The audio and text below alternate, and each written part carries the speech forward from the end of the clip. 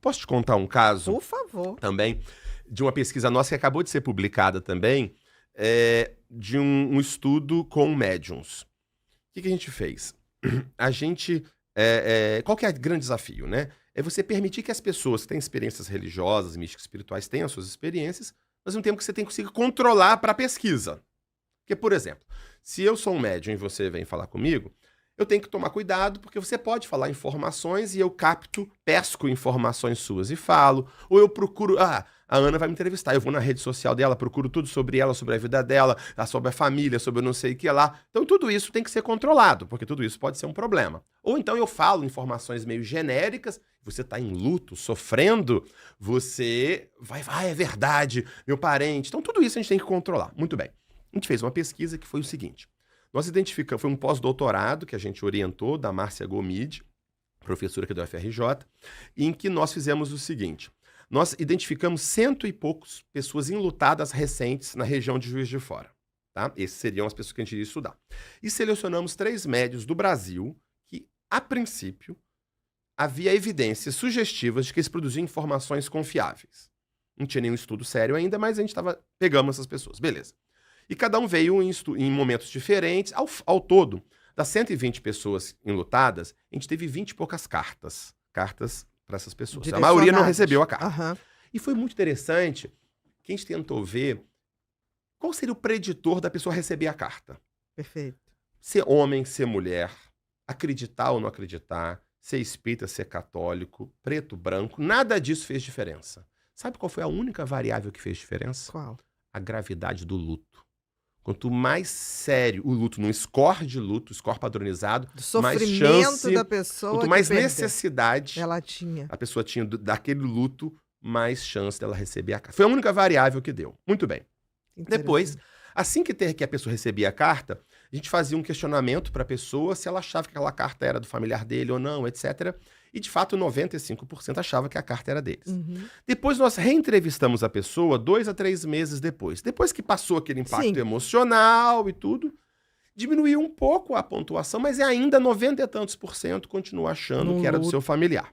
Mas, claro, ainda pode ser uma coisa muito subjetiva. Então, nós estamos agora publicando artigos com análise em profundidade das cartas. E como é que aconteceu o método? Foi o seguinte, então só para explicar como é que a gente controlou contra fraudes. O médium veio para a cidade, ele não sabia aonde ele viria na cidade, e nenhum familiar sabia quem era o médium que estava chegando, para não ter contato prévio. E era aleatório. Isso. E aí o que acontecia? O médium chegava, ele ia para uma sala separada, ele tinha que ficar sem celular, e depois que começou a pesquisa, ele não podia sair de perto da gente para nada. Nem para ir no banheiro. Tinha que ir acompanhado. Não, ele ia antes, depois ele não podia ir. Durante não podia. Para não ter nenhuma chance dele pegar informação de lugar nenhum, ok? E foi filmado o tempo todo. O tempo todo. Alguém grudou nele, da equipe de pesquisa, e foi filmado o tempo todo. E aí, se permitiu que ele tivesse um contato com o familiar. Ele recebia um papel com o nome da pessoa falecida, data de nascimento, data de óbito. E tinha uma interação breve entre eles, porque eles diziam, os médios, que precisam disso para ter uma conexão com o espírito. Beleza, vamos tentar. Mas aí, como a gente filmou tudo, a gente sabe tudo que foi falado. Qualquer informação só o nome, que passou... Não tinha uma foto, nada Não, disso, era só o nome. Tá. Mas aí o médium podia conversar um pouquinho com ele. Mas o médium, supostamente, estava meio em transe naquele momento. Beleza. E a gente tem tudo que era possível. Resumo da ópera. Vou pegar um caso de um garoto. Então, expliquei mais ou menos como é que funcionou. E aí, o garoto... E aí a pessoa conversava, o médico conversava um pouco, depois ele psicografava. Tá, sem nenhuma outra informação extra. Então, tudo que passou ali do familiar para o médium, a gente tem controle. Beleza. Um caso, um garoto, o pseudônimo é Vitor, menino de 12 anos, faleceu de leucemia, ok? Vieram os pais para a reunião, para estar com ele. E aí, assim que o médium chega, ele diz que está sob influência do garoto, e ele começa, a primeira coisa que ele fala é o seguinte: por que eu tô me vendo na garupa de uma moto? Eu tô me vendo de uma moto, não sei por causa de quê. Depois eu vou conversar com os pais, aconteceu o seguinte: o garoto, ele estava muito grave, terminal no hospital, e foi dado uma licença, a última licença de final de semana, para ele passar com a família, quando ele iria voltar para o hospital, para os cuidados finais e para o óbito. E assim foi. Só que quando ele foi pro final de semana com a família, eles foram pra uma chácara, pra um sítio. E o garoto era muito zoeira, muito brincalhão, apesar de muito doente. Sim. E ele pediu pro pai o quê? Pro pai ensinar ele a andar de moto. A última lembrança alegre que a família tem dele é ele andando de moto e gritando. E o médico começa falando de uma garupa de uma moto. Sobre essa etapa da moto. Tá. Depois, o médico começa a falar assim, eu tô vendo uma Rosa. Não, quem é Rosa? Por que Rosa? Depois a gente descobre com a família que o garoto, durante o período as várias internações dele, ele foi cuidado por várias pessoas, enfermeira, copeira, médica, tinha nome Rosa, Rosilda, Rosália. Era uma piada interna de que ele era cercado de rosas. Essa era uma piada interna deles. Tudo bem. Tá. Depois, detalhe. O médium, ele produziu, chamamos 60 itens de informação. 60 informações. Só que 30 a gente excluiu. Porque ou foi falado na conversa, ou era dedutível. Eu gosto de videogame. Isso não vale, menino de 12 anos, a gente tirou. Mas 30 eram informações específicas. Que a família dava. Isso. Não, 30 foi excluída e 30 ficou, que era específica e ninguém deu a informação. Tá. Como da moto, como é só da Rosa. E aí, depois ele psicografa. E ele começa psicografando assim. Pai e mãe, para destravar Vitor. Mas dessa vez, não precisamos mais de senha para nos falarmos, para nos amarmos. Vamos descobrir, Vitor era a senha padrão da casa para a internet, para computadores. A senha que eles usavam sempre. E ele começa para destravar Vitor. Obviamente, isso não foi falado na reunião. Depois, ele escreve assim, sempre que eu posso, eu brinco. Frozen palminhas. Não faz nenhum sentido a palavra Frozen palminhas. Não tem sentido. Frozen sabe do desenho, Let It Go e tal. Mas assim, palminha não tem sentido. Ele tinha um modo muito específico de zoar dos colegas. Quando ele via um colega ele queria zoar, ao invés de falar seu franguinho, ele falava Frozen e batia a palma. Era um modo muito peculiar dele de brincar. Depois, ele tem outras coisas, estou só ilustrando, né? E no final ele desenha um carro, desenha um carro. Depois nós fomos na casa da família, entrevistar e tudo. Ele adorava desenhar carro, ele tem dezenas de desenhos de carro, ele adorava dar desenhos de carro para as pessoas. Então, o que eu quero dizer com isso? Este caso, em que a gente teve um total controle, sabe que fraude não aconteceu, produziu 30 itens de informação muito sugestivos da continuidade, do caráter, da personalidade e da memória do garoto. Ou seja, memória desde a senha da internet, memória desde a Rosa e tudo mais, a personalidade meio brincalhão, aspectos afetivos fundamentais como o da moto, como o do Frozen e até a questão do desenho. Ou seja, esse é um exemplo de vários outros que mostram o quanto essas experiências trazem informações muito desafiadoras e muito sugestivas que, de fato, de alguma forma, a mente, a consciência continua ativa quando o cérebro não está mais. E qual que é o grande lance desses estudos e que a gente conclui no livro?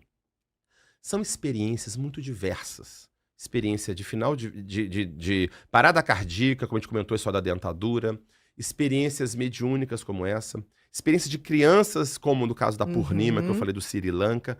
São experiências muito diversas que ocorrem em todas as culturas do mundo, investigada por pesquisadores das mais diversas áreas, das mais diversas correntes filosóficas e religiosas, e esses fenômenos todos sugerem de modo muito forte para aquela pessoa que vivencia que aquilo ali tem uma veracidade intrínseca, ontológica, real, e que nos parece a explicação mais simples para esse conjunto de fenômenos. Porque, por exemplo, no garoto, vamos supor, no garoto lá, você fala, a moto pode ser por um acaso. Tá, por um acaso, embora seja uma coisa muito forte emocionalmente, tá. Mas aí, por um acaso, ele acertou Frozen palminhas.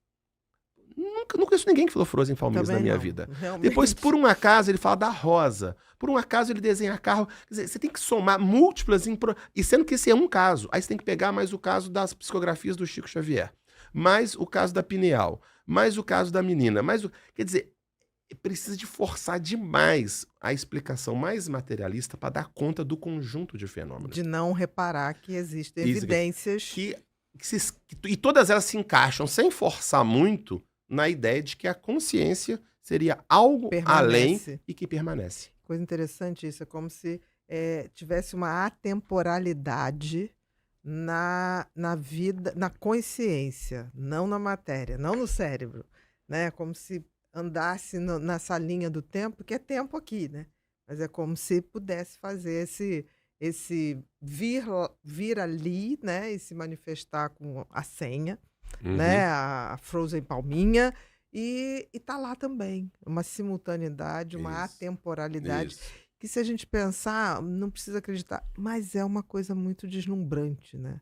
Não, eu acho que eu gosto de fazer ciência quando é algo desafiador. Aquela Exatamente. pesquisa chata que você já sabe que vai ser o resultado, eu não estou interessado em gastar minha É, vida nisso, não. exatamente. É claro também, tem pessoas que podem achar que tudo que a gente está falando Não faz não é convincente. E sentido. está tudo certo também. Também O tá que a gente está dizendo é que num ambiente acadêmico, científico, sério, tem que existir rigor, estudo e liberdade para testar as várias hipóteses. O que exatamente. não pode, o que existiu até um certo tempo, é dizer o seguinte: qualquer visão não materialista é necessariamente superstição e pseudociência. E Isso tira de campo. Isso não isso existe. é dogmatismo, Exatamente. porque inclusive isso é interessante. Olha como é que é a questão do dogmatismo, como é que limita. Que, por exemplo, quando tem uma experiência mediúnica, ou uma legada de uma vida passada, ou uma aparição, ou uma EQM, eu, que aceito a possibilidade de uma consciência além do cérebro, não preciso explicar dessa forma. Para mim pode ser alucinação, pode ser inclusive, a primeira explicação que eu vou dar é que é do inconsciente da pessoa,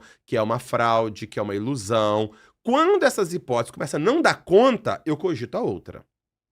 Agora, se a pessoa está comprometida com a visão, com a explicação materialista, ela é obrigada a explicar daquela forma. Então, ela está Exatamente. limitada no modo dela explicar. Ela tem que encaixar o fenômeno de qualquer jeito para caber. Eu gosto muito do filósofo da ciência Thomas Kuhn, né, que é um dos principais filósofos da ciência da história. Ele diz o seguinte: a ciência é um quebra-cabeça.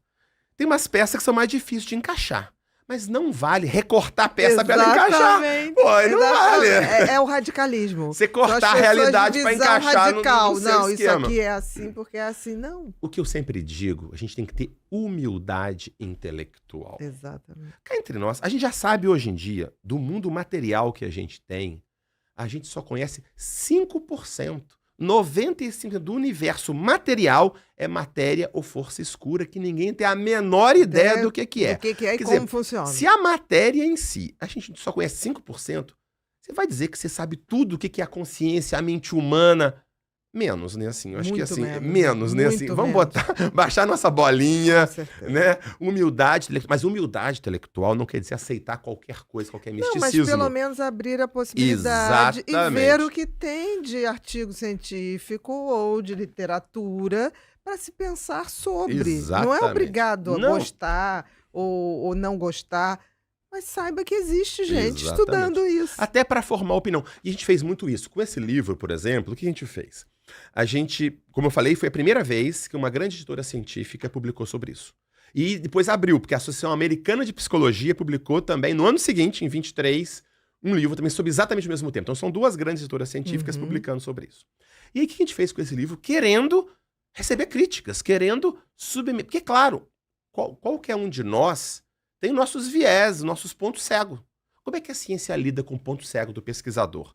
Apresentando a pesquisa dele para outros pesquisadores. Que vão. Que aí ele ilumina o meu ponto cego. E assim Exatamente. funciona. Então a gente mandou o livro para fazer resenhas nas melhores revistas do mundo. Revista British Journal of Psychiatry publicou uma resenha sobre ele. Revista Brasileira de História da Filosofia. Revistas internacionais de Psicologia, Ciência da Religião, todas revisando. Nós estamos fazendo conferências sobre esse livro em todas as principais universidades do Brasil. Tivemos na USP, Unicamp, FRJ, Federal da Bahia, Federal do Rio Grande do Sul, todas as universidades do Brasil, debatendo com os professores titulares, com os grandes pesquisadores, nos principais congressos, brasileiro de psiquiatria, americano de psiquiatria, mundial de psiquiatria, levando para o debate. Claro. E o que tem me surpreendido positivamente, Ana, a receptividade extrema, o interesse. Não encontrei, eu achei sinceramente que fosse encontrar aquela coisa hostil. Uma crítica hostil. Não existiu nenhum lugar, mas sabe o que é? Nenhum lugar, no ambiente acadêmico sério, no Brasil e no exterior, nos melhores, nós estamos levando nos melhores lugares o tempo todo. Muito pelo contrário, claro, uma dúvida natural, Sim. questionamentos, normal, mas hostilidade zero. Pelo contrário, falou, que legal que tem gente estudando isso. Exatamente. E o mais interessante, vou te contar, viu?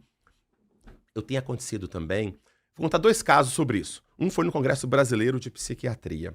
Vou contar o milagre, não vou contar o santo. Não precisa. Mas eu... Falamos, demos a conferência sobre o livro, e veio um monte de gente conversar comigo, contando, eu tive quêmia, a minha mãe, não sei o que lá, bom, aquelas histórias todas. E um falou comigo o seguinte: olha, eu sou psicanalista, materialista há 30 anos. Mas vou te contar uma história pra você, que agora aquilo fez sentido pra mim. Falei, o que que foi? A minha mulher tava... minha mulher sempre foi uma pessoa tranquila, nunca foi de dar ataque, nada disso. De repente, a gente estava arrumando pra ir pra uma festa. E eu, naturalmente, eu tava pronto, esperando na sala, a mulher acabou de se arrumar. Isso, basal, Sim, faz basal, parte, basal, faz faz parte. Ele tá lá, de repente, a mulher dele dá um urro no quarto. Um urro. Uau! Falei, o que que é isso? Ela ficou doida, porque ela nunca fez isso. Uhum. Chegou lá, não sei, uma coisa ruim, ela falando. Um negócio ruim, não sei o que é lá, não sei o que aconteceu. Poucos minutos depois, toca o telefone, o pai dela foi assassinado. Meu Deus. Ele falou... Como diz lá o Chicó no Autoconhecido, não sei, só sei que foi assim. Só sei que foi assim. Então, assim, ele contou, ele falou, eu suprimi isso a vida inteira, mas eu tô vendo, isso existe, né? Essas coisas acontecem, as pessoas reprimem coisas. Um outro caso também, um outro colega nosso, pesquisador de alto padrão também, na psiquiatria, ele também tinha uma visão mais materialista, e ele, quando leu, ele falou, olha, eu tô lembrando experiências de quase fora do corpo que eu tinha quando eu era criança, quando eu era adolescente. Aquilo começou a acontecer e eu suprimi aquilo da minha vida. Tipo, Fingi não que não existiu. nem pensar E agora ele nisso. começou a revisitar. Ou seja, é muito libertador isso. Você, pelo menos você permite você vivenciar e você tentar entender e não cortar. Esse é o grande problema, eu acho, dessa educação muito... que vem uma ideologia que chama de cientificista materialista. O que é cientificismo e materialismo? A ideia equivocada de que a ciência provou que só existe matéria e qualquer coisa fora de superstição. É uma besteira. Isso não é ciência, isso é bobagem. Isso é uma visão. A pessoa acreditar que só existe matéria, ela tem todo o direito de achar isso. Mas dizer que a ciência provou isso, qualquer coisa fora disso é superstição, isso é falso. Eu concordo. Ao você ensinar as pessoas isso e forçar isso, você meio que amputa nas pessoas essa vivência, essa dimensão. Exatamente. Amputa, e a pessoa fica naquela situação difícil, né? E hoje em dia a gente vê uma sociedade, né, em que faltam valores, faltam perspectivas mais profundas, um vazio existencial E muitos tremendo. aboliram a dimensão espiritual. Exato. Deus está morto, né? Aquela coisa, Deus está morto e vamos ser felizes que a vida é só É. aqui. E isso traz esse impacto que eu acho que é o adoecimento muito maior. A perda de Principalmente do vazio. sentido, transcendente, de propósito sentido, na exatamente. vida, né? A vida passa a ser uma coisa completamente caótica, sem sentido, sem propósito, aleatória, e que se coloca isso como se fosse uma coisa de gente madura e científica. Exatamente. Quem não aceita isso é bobo alegre. Isso é um Exatamente. absurdo que se faz com as pessoas. É Né? quase uma... A pessoa pode ter essa visão niilista, tem todo o direito, mas dizer que isso está provado cientificamente, qualquer pessoa que fora isso é bobo alegre e anticientífico, isso não é honestidade E intelectual. que durante muito tempo foi o que Foi, sim. prevaleceu. Sem dúvida. Prevaleceu.